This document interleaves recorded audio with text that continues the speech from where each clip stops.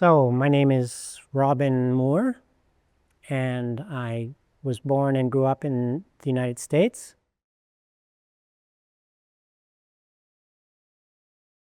Neither of my parents were religious, and I'd probably describe my father as an atheist and my mother as a humanitarian, or humanist maybe is the right word. My mother remarried when I was about 8, and my stepfather is a theologian, so then we went to church every Sunday, and I would say that's where my interest in asking spiritual questions began. The encouragement was one of establishing a healthy relationship by, if nothing else, by, say, obeying the edicts of this, if not the commandments of this God. I prayed, I tried to create this connection. I thought, okay, if there really is a all-powerful, omnipotent God, then I'd like to be in his good books. But after doing prayers at night, the way I describe it, it's like when you make a phone call and you get a busy signal. So I eventually turned into the average teenager who was more interested in other things than spirituality. But that interest never died away. You could say it was latent. There was this real strong wish to make sense of what it is to be human, what it is to be alive.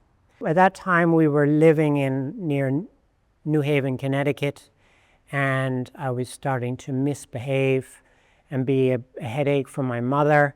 So we decided together that I would go to a boarding school in Massachusetts, a very good school called Northfield Mount Hermon, and that really was a very significant, a pivotal time for me. And this school was founded in the late 19th century by a Christian missionary, and he was quite unusual. I think his name was Dwight Moody. Rather than use the hammer or the fist, his attitude was that this process of converting people to Christianity should be done gently, not one of creating fear in people. He made it a stipulation that every student was required to take 1 year of religious studies, even if they were there to study science or mathematics or some other field. Of course, amongst these religions was Buddhism. What I do remember is, first it was more like a door opening to the whole Oriental philosophy, or the Eastern religions, including Hinduism, Buddhism, Taoism, and I wasn't able at first to distinguish between them. It happened that coincidentally that sophomore year in English class, I had a sort of a bohemian English teacher, and he had us read the Dharma Bums by Jack Kerouac. And so this year of learning comparative religion, where I was introduced to Buddhism, alongside the class in English literature where we read the Dharma Bums, it was an epiphany of sorts, because it all of a sudden, a whole new way of looking at life was presented to me. So rather than the secular model of basically everything is just material and our happiness depends more or less on the material objects we own, and the more the better, or say a theistic tradition that I grew up in, which was more one of, there is this God, but he's not really visible. And a lot of the questions, I think, are inconvenient. If I went to, say, to the minister, or to, it was very, very Protestant, the tradition that I grew up in, of asking questions, well, why are children born blind? Or this, whatever the usual provocative questions one might ask. So Here was a religion. Probably by the end of that year, I was attracted to Buddhism. I had been able to distinguish Buddhism from Hinduism and Taoism and Confucianism, and it was like a magnetic pull. I felt drawn. But that was really the feeling, one of like meeting an old friend. And it was not something I was just imagining. It was really such a strong pull. And I became a little bit evangelical even, because it's like, okay, I found it. So my friends, my parents, my family, and they were all getting annoyed with me because they didn't share my enthusiasm. And I was feeling confused, like, why don't you see it? My best friend in college, a woman, she had studied in Sri Lanka and was interested in Buddhism. She gave me a copy of a book by Joseph Goldstein. I think the book was maybe an introduction to insight. So this was very useful for me, this vipassana approach. And the way I would describe the feeling of confidence was one of, I shouldn't rely on some power outside of myself, or even some person. That really the primary responsibility for whether I live a happy life or an unhappy life is what the decisions I make. So I have to take responsibility for my own actions and, in a sense, my own destiny, my own course. And that just makes a lot of sense to this day. That was one really important aspect of Buddhism that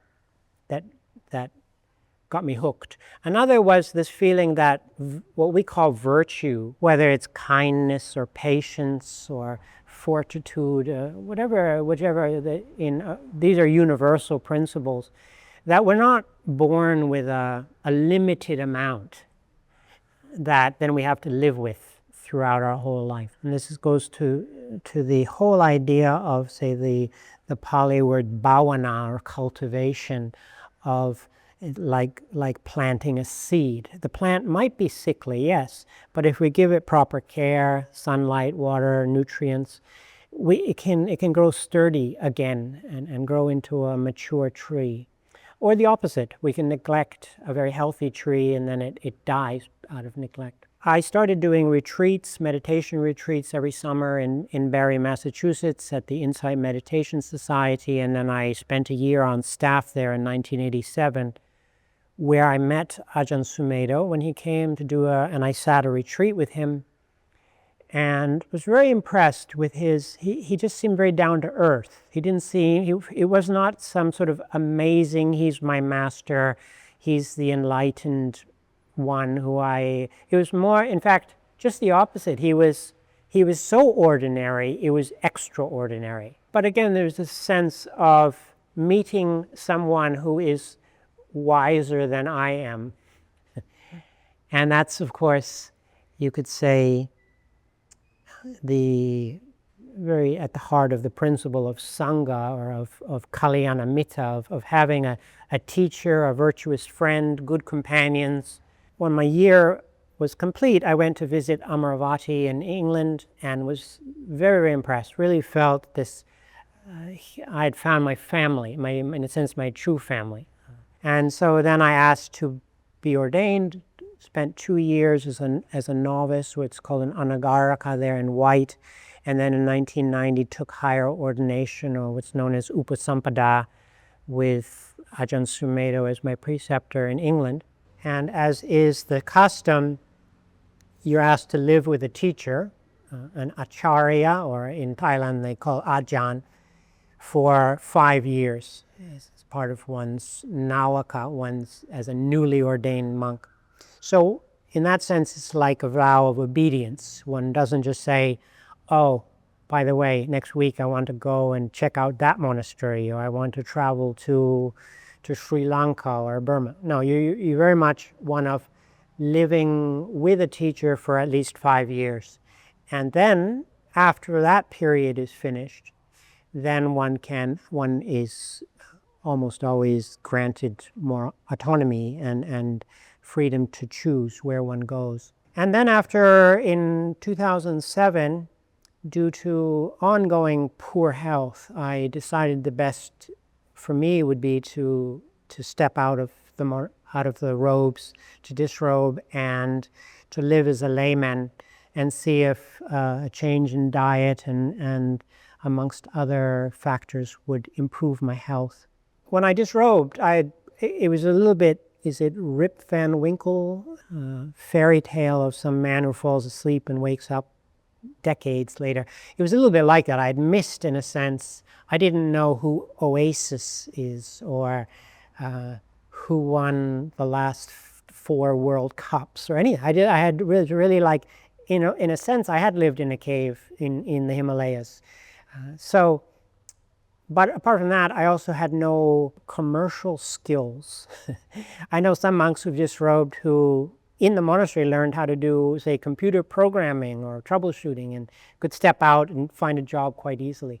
For me, I had no idea what I was going to do when I stepped out. I lived with a vow of poverty, so I had no money. Family, as well as the monastery, gave me a little bit of a boost to get on my feet.